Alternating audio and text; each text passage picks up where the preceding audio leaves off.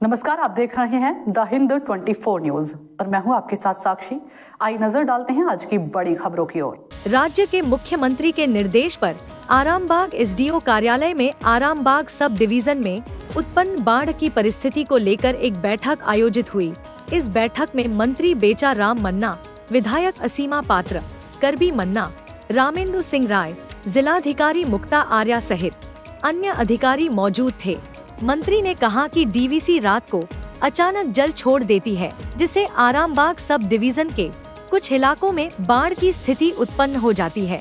DVC को जल नियंत्रित करने चाहिए, लेकिन सरकार की ओर से तैयारियां की गई है।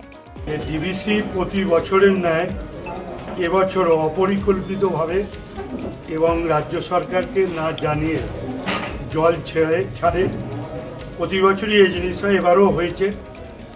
এবারে খানাকুল এবং আরামবাগ বিস্তীর্ণ এলাকাগুলো নদীর জল বেড়ে গেছে এবং বন্যা পরিস্থিতি তৈরির সেই জায়গায় দাঁড়িয়ে আমরা ডিভিসিকে রাজ্য সরকারের পক্ষ থেকে বারবার বলা হয়েছে যে জল নিয়ন্ত্রণ করতে এবং আমাদেরকে অগ্রিম জানাতে।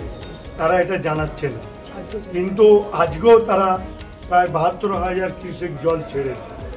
তাই আমরা উদ্বিগ্ন এবং সমস্ত পরিস্থিতির মোকাবিলার জন্য আমরা আজকে এখানে আমরা একটা সভা করলাম সব ডিপার্টমেন্টকে নিয়ে।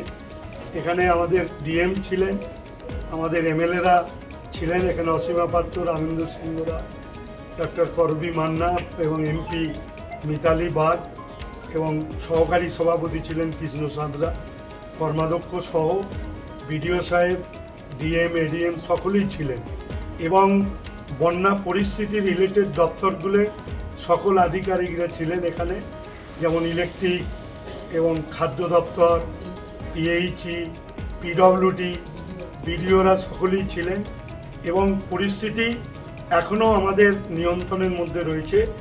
পরিস্থিতি নিয়ন্ত্রণের বাইরে গেলে যে কোনো মুহূর্তে যা মোকাবেলা করার জন্য আমরা প্রস্তুত।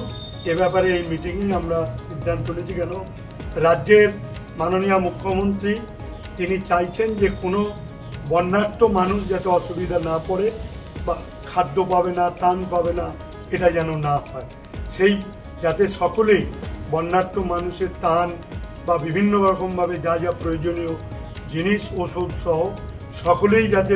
देखते रहिए द हिंद 24 न्यूज।